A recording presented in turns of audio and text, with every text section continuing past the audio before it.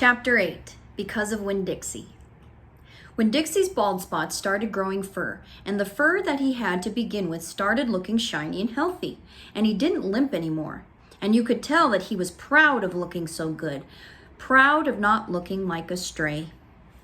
I thought what he needed most was a collar and a leash. So I went to Gertrude's Pets, where there were fish and snakes and mice and lizards and gerbils and pet supplies. And I found a real handsome red leather collar with a matching leash.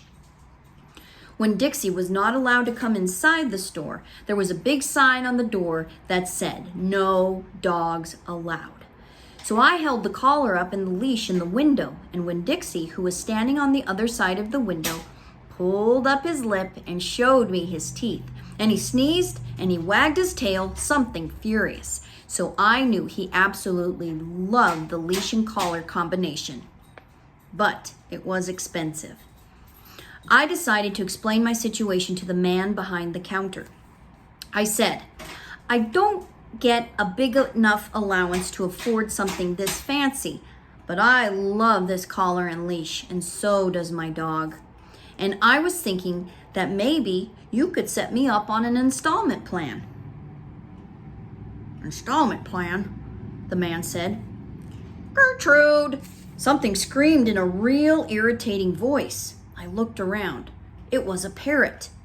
She was sitting on top of one of the fish tanks, looking right at me.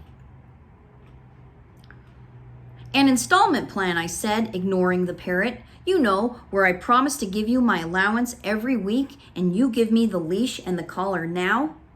"I don't think I can do that," said the man. He shook his head. "No, the owner, she wouldn't like that." He looked down at the counter. He wouldn't look at me. He had thick black hair and it was slicked back like Elvis Presley's. He had on a name tag that said Otis. "Or I could work for you," I said. "I could come in and sweep the floors and dust the shelves and take out the trash. I could do that." I looked around Gertrude's Pets. There was sand and sunflower seed shells and big dust bunnies all over the floor. I could tell that it needed to be swept. Said Otis. He looked down at the counter some more. "Gertrude!" the parrot screamed again. "I'm real trustworthy," I said. "I'm new in town, and my daddy's the preacher. He's the preacher at the Open Arms Baptist Church of Naomi, so I'm real honest. But the only thing is, Winn-Dixie, my dog, he would have to come with me, because if we get separated for too long, he starts to howl something terrible." "Oh, Gertrude doesn't like dogs," said Otis. "Is she the owner?" I asked. "Yes, no, He finally looked up and pointed at the fish tank. "That Gertrude, the parrot. I named her after the owner." "Gertrude's a pretty bird," screamed Gertrude. "She might like Winn-Dixie," I told Otis. "Almost everybody does. Maybe he could come inside and meet her, and if the two of them get along, then could I have the job?" "Maybe," Otis mumbled. He looked down at the counter again. So I went and opened the door, and Winn-Dixie came trotting on inside the store. "Dog!" screamed Gertrude. "I know it is," Otis told her. And then Gertrude got real quiet.